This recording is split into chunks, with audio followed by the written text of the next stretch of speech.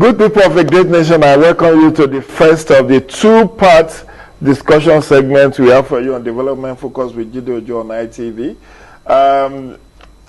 Recall that when we opened studio at 7, we had an extensive discussion around the good news coming in from Anambra State that ultimately, we have a winner in that electoral contest. And for the opting time, we had an inconclusive election. People have said, what is inconclusive? Why is the election inconclusive? They want to rig election. They want to do this. Well, anyway, this first discussion segment will be our takeaways. What are the takeaways from Anambra governorship election of 2021? And I've brought an eyewitness. It's going to be an eyewitness account of what happened in Anambra, November 6, 2021 governorship poll. She's no other person than an Amazon, a women's rights advocate. She's a country director of ActionAid Nigeria. She's the convener of Nigerian Civil Society Situation Room, which is made up of over 70 civil society organizations. I'm talking of Mrs. NLB. You're welcome on the show, ma'am. Thank you for inviting me. It's a pleasure to have you join us this morning. What did you see in Anambra? Because it's an eyewitness account. We want our viewers to know what it takes to run an election. It was an off-season, off-cycle election. What did you see? I think I want to say a big congratulations to all actors. You know, I say congratulations to INEC for daring to hold the election. They dared to hold because there was a lot, the processes leading to the election was a very tough one. And there were issues, starting from, logistics, for example. Because of the tension before the election, a number of people declined. Like they had signed MOUs, they had logistics issues. Let's start from the logistics. A number of people at the last minute who they have signed MOU with them refused to go.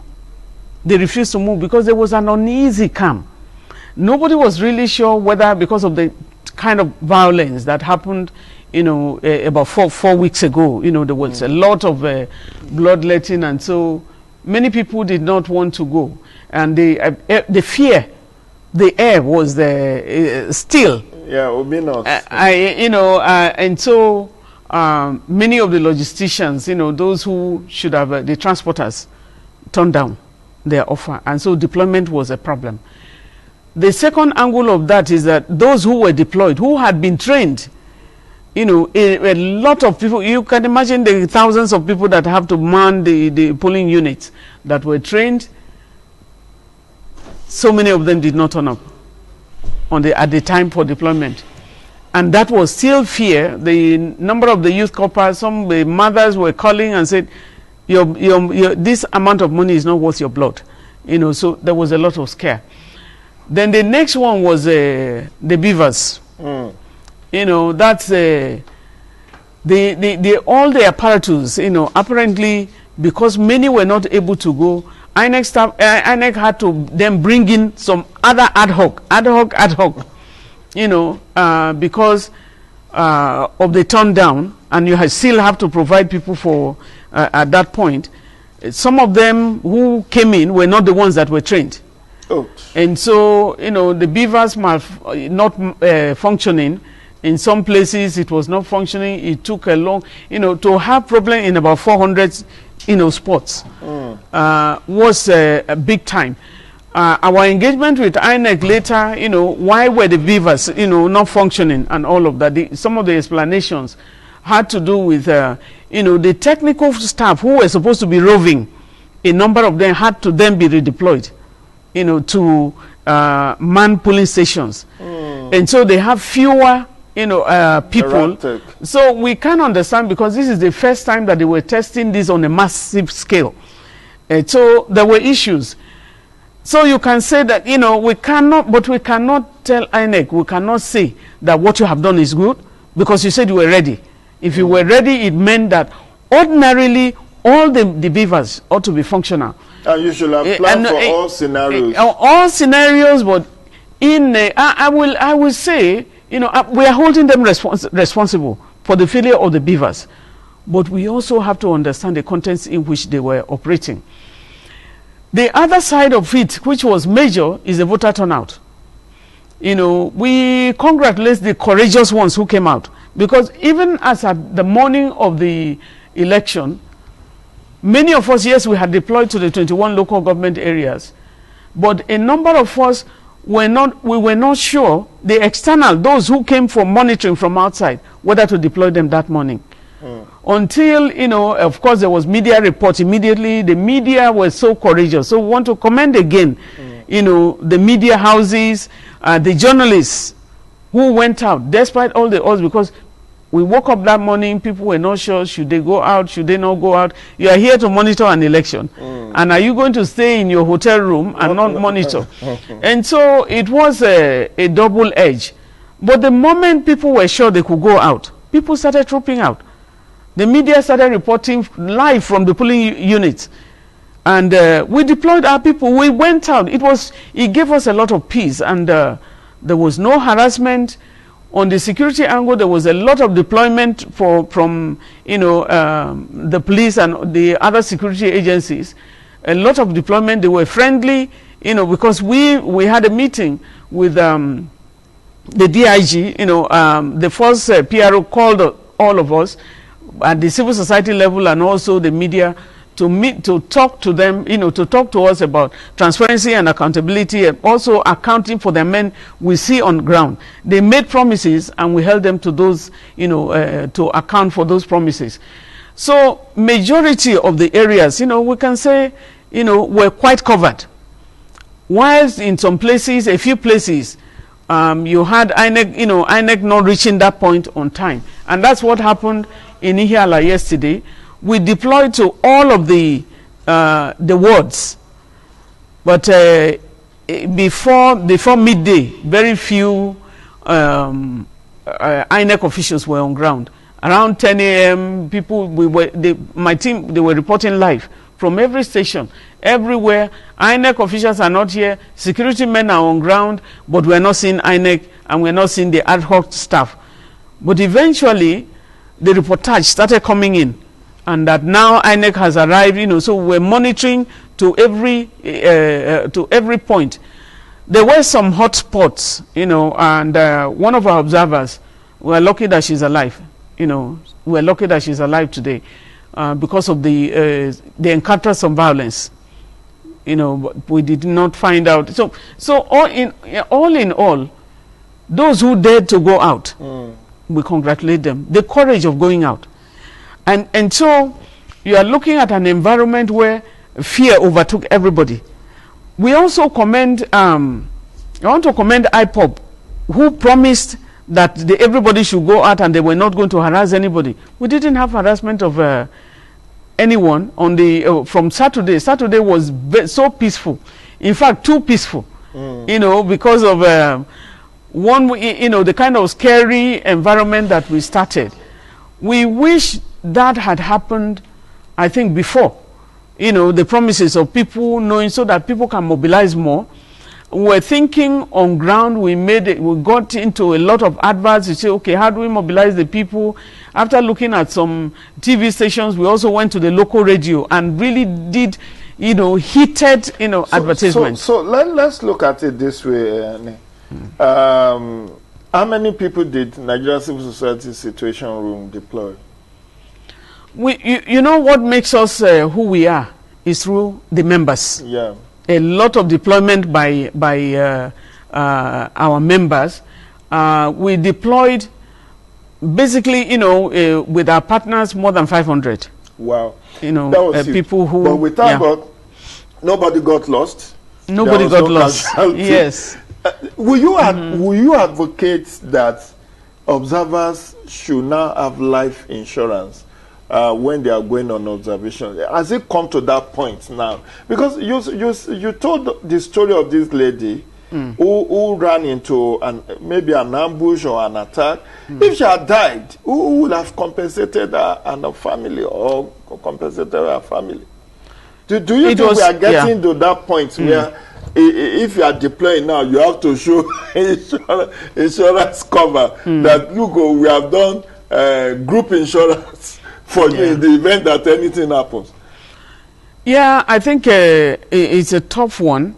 But when we deploy observers under the situation room, you deploy local observers. Okay, people within the community, not people who need to travel. Oh, okay. And so we guide that very seriously. So they are within the community. They are within the community. Okay. But for Ihiala, because we needed to deploy more, we needed to deploy more people. That meant that we were going to bring in people from neighboring local communities as well.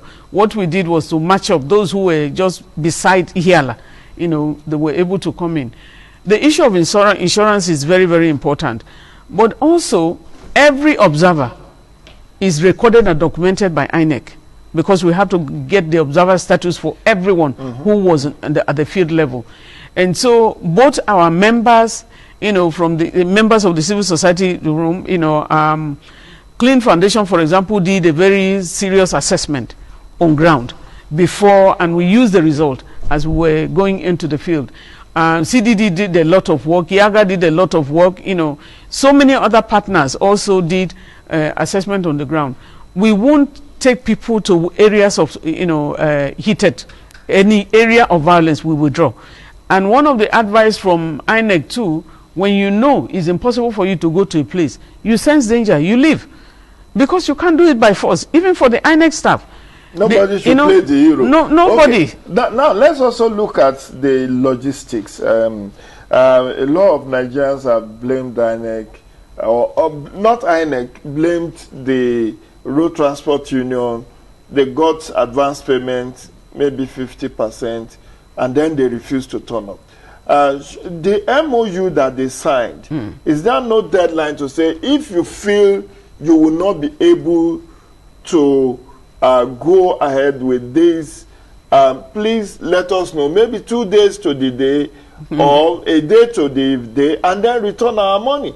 Don't you think they needed to be taken up on that? Because it's not the first time we are having this issue. Even in 2019 general elections, we have similar stories of road transport unions not showing up on the morning of election. The ad hoc staffs were ready, police were ready, security agencies were ready, but they were nowhere to be found. Even where there were no sense of danger, no heated environment, as was the case in Anambra. So don't you smell sabotage from the angle of this road transport union, just using the alibi of insecurity to withdraw their services?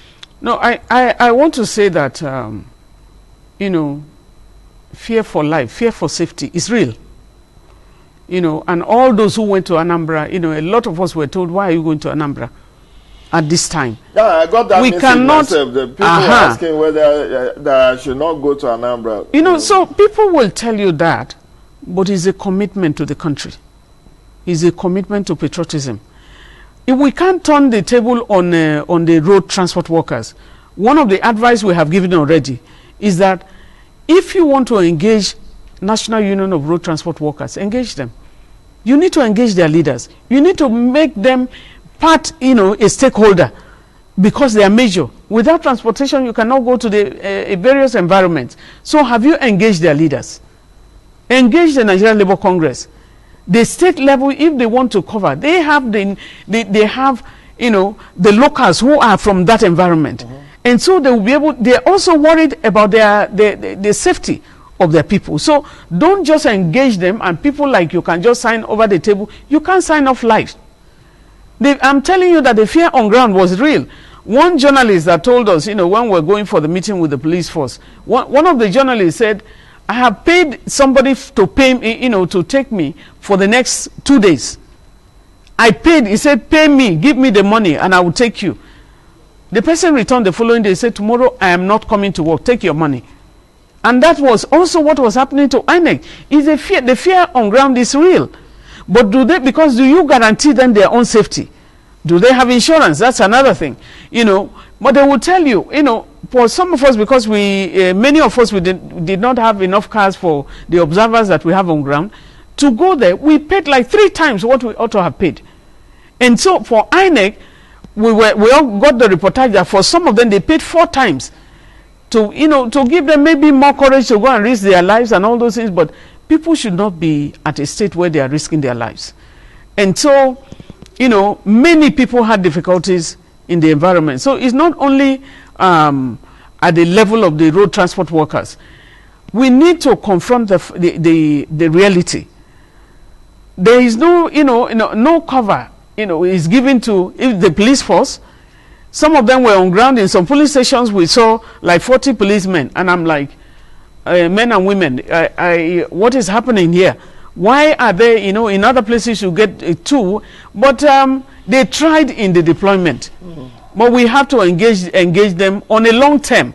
Like when we had a peace accord, for example, people like either the president or the chair of NURC should be on ground. We have to recognize them.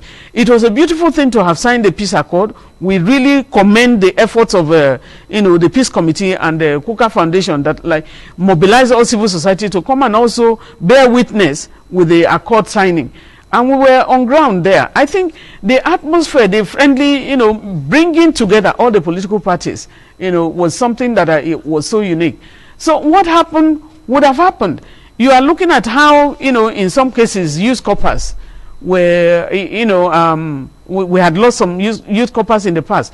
But the DG of the National Youth Service was there, The DG was here personally to give a moral booster to the corps members that were going to the field and to let them know that, they have him, he has their back.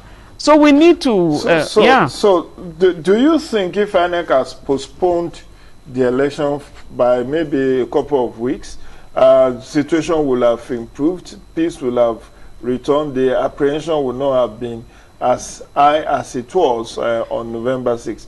Because people are saying, was it compulsory for INEC to have gone ahead when they know that the situation was not friendly? I think if they had postponed the election, nothing better would have happened.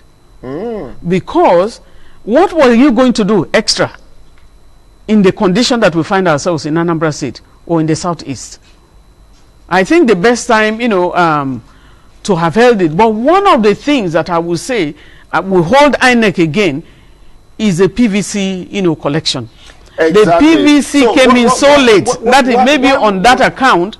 But again, why did INEC not bring in we followed them up 2 weeks before the election and say, what about the PVCs? The newly registered. The newly registered, from the PCR, from the continuous voter registration that was going on. We followed them. We followed them even towards the last minute, the last week of the voter registration. We did tell them, we tried to find out from them what really, why, when they were going to end up, the continuous voter registration exercise, we told them to double because they were at the local government level. At the local government level, very few people could access it. And immediately we approached INEC, they redeployed to the wards.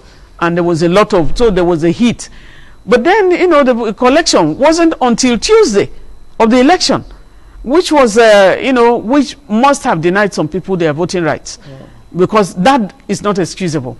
And maybe they can explain themselves, but not not from our side. Okay. No. So what stood out for you with this election? You are a veteran. You've observed so many elections in the past. We thank God for the success. You have highlighted, you have commended those who needed to be commended. But what are those unique takeaways from this election? And because we need to round up now, what are the unique takeaways from this election?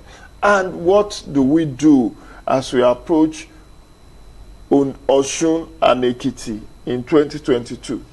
One of the areas of the issues of vote buying. For me, it was visible but almost invisible But the heroes were the women from one of the polling units, and this happened in one polling unit where they were offering 5,000. Somebody was trying to offer 5,000, and the women kicked that person out. That we will not take money. We will go and cast our votes. I think we need to embrace that. We are going to really look at the history of that polling unit, and also to look at the women who were courageous enough to stand upright and say, like our vote. The women's riot of 1929. I'm telling you, the women stood up. That needed the money more. And that's why, you know, we try to encourage people. You know, when I held a meeting a few months ago, a month ago, before the time for the training of the observers, one of the women, you know, told me, he said, assure me of my pride, of my safety before I move on. And I did analysis for her. And I said, I cannot assure you because I cannot assure for even myself. But the reality on ground is that there is a lot of bloodletting. Women need to rise. Women need to make their voice count in this, because it's the blood of the children of women. Only women can understand what it is to take a child for 9 months, to keep a child in the womb for 9 months and give birth to that, and then trace to the time the child is grown. When they say 20 people are killed, those 20 pregnant women on the street at a point happened, and all of so women are stakeholders in the election. Going forward, we need to have an appraisal of what happened from all the stakeholders. There were beautiful meetings leading to the election, both with INEC, but it didn't happen so much at the state level. We need to engage all the state actors. They need to look at the beavers. We cannot take another example now that we have the bill, you know, the act in place, the Electoral Amendment Act, that it has come. Yes, congratulations too, because they're going down, you know, we fought. And we are INEC can do better. Yeah. They can do better. This wasn't, it may not be, it's not the best. Voter apathy is noted in Anambra, but this one, you know, is way, way down. But what people need to recognize is that even if it's a few people that go to the poll, a leader will emerge. Did your voice count? And a lot more mobilization. But we say kudos to all of those who have been part of it. Anyway, that will be the size of our intervention at this point. We have to allow NLD to go do some other official engagement. Thank you it so wasn't much. easy getting her to the studio. She's been away for only God knows how many weeks from our desk in Abuja. We thank God. We thank God for sparing your life and that of your team. And we thank God that at least from the observer side there was no casualty. Nobody died. We are not standing for 1 minute for any one of us. And we wish you well as we prepare for Osun and Ekiti election next year. Congratulations once again on the electoral Bill 2021, which is icing on the cake, and we hope the president will sign when he comes back, and we can run with that in 2022 ahead of 2023 election. Oh, thank you very much, and we look forward to seeing you some other times. My pleasure. Do have a great day. And on my part, we are going to the second and final discussion segment today. We're taking you through ANA, Association of Nigerian Authors, last week celebrated 40th Founders Day. Association of Nigerian Authors clocked 40. And we had an interview with a former immediate past president of ANA, Malam Denja Abdullah, who is also a director in the Ministry of Arts and Culture, Ministry of Information and Culture. So we will be leaving you with that interview. Please do watch and learn what literature can do for the development of Nigerian society. Once again, anyway, thanks for coming on the show. See you around and stay safe. Thank you.